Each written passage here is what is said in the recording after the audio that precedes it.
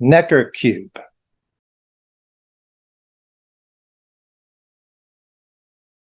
This is a design made popular by a guy named Necker. And you can look at this cube in at least two different ways that it's quite natural. You can see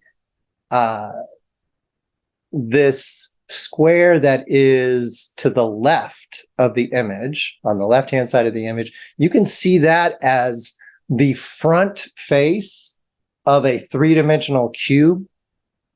And then this square to the right is like behind the other face. And so we're kind of seeing through the cube. It's kind of transparent. We're seeing through it. However, you can also look at it so that this square to the right is the face that is in front. And then the cube is kind of projected downward into the field of vision. And the square to the left is actually the backside of the cube. And so this is the sort of depth going to the back here. And this face is the front. And you can kind of switch back and forth. Using your mind's eye, you can switch back and forth. You can see the square to the right as the front face, or you can see the square to the left as the front face. Square to the right is the front face, square to the left is the front face. And you can switch back and forth. And then something else you can do with the mind's eye is kind of resist looking at this as a three-dimensional object at all, and just see the design of the straight lines perfectly within a two-dimensional surface.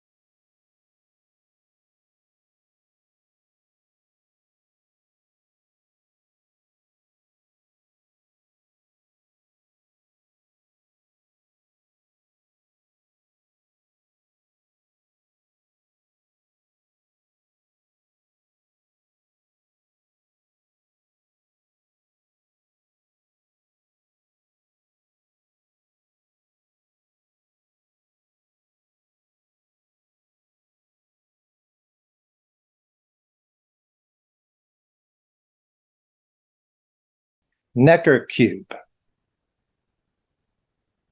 Fim Assis.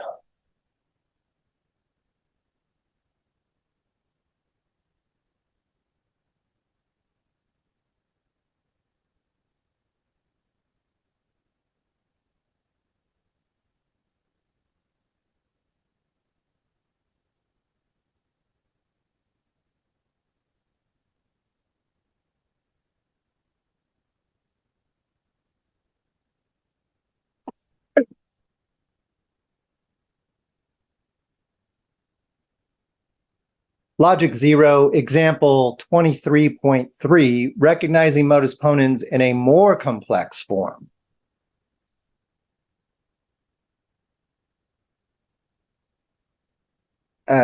Let's take this example.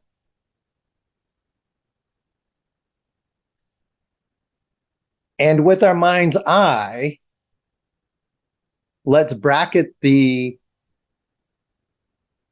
essential components and see how it fits the pattern or template of a modus ponens argument. So we notice that the dominant operation of the first premise is material consequence. That fits modus ponens. There needs to be more, but that at least is in the right direction. So let's look at the antecedent of that material consequence. And we see, oh, that antecedent is being affirmed in the second premise. Another indication that this follows the pattern of modus ponens. Now let's look at the consequent of the first premise. The consequent, C and D, oh, that is the conclusion of the argument. This fits the pattern of modus ponens. And we can do that all mentally with the mind's eye. So we might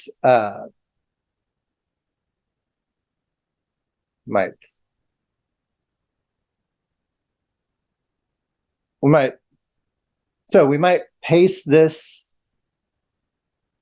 again here, and then let's bracket those components that I just pointed out. So we have the antecedent of the first premise, which has material consequent as its dominant operation.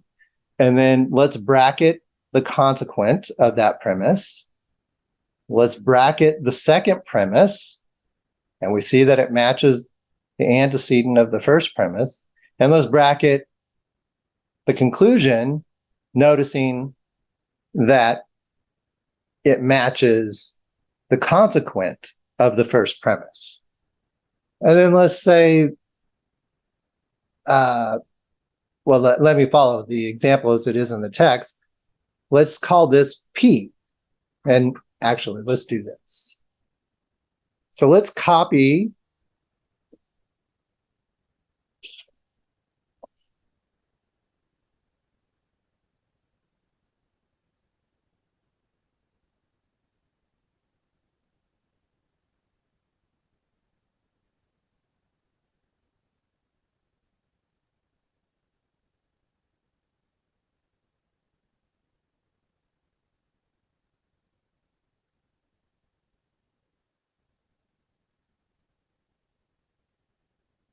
So let's copy this with the brackets and then paste it here. And let's replace that first component with P. And I'm going to space things out so that the brackets match up. And let's take the second component and let's call that Q.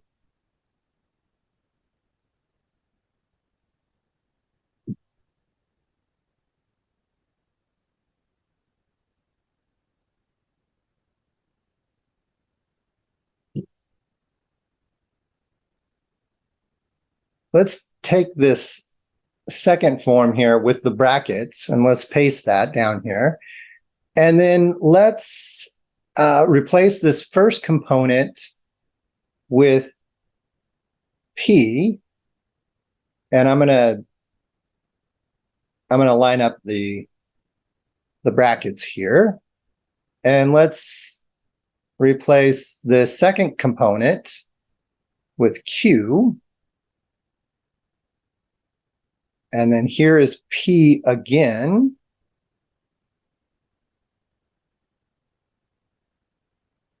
And finally, Q. All right. And if we get rid of the brackets now, so let's copy this and get rid of the brackets. again, I don't want you to have to do all of this scratch work.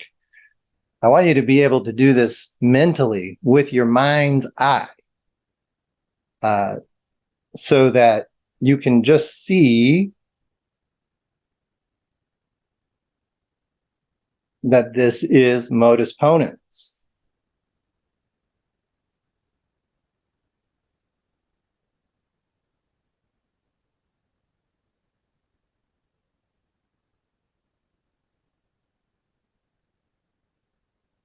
So we want to be able to, we want to develop the skills so that we can look at something like we see at the top here and see that it is the modus ponens form, just like we have down at the bottom of the page.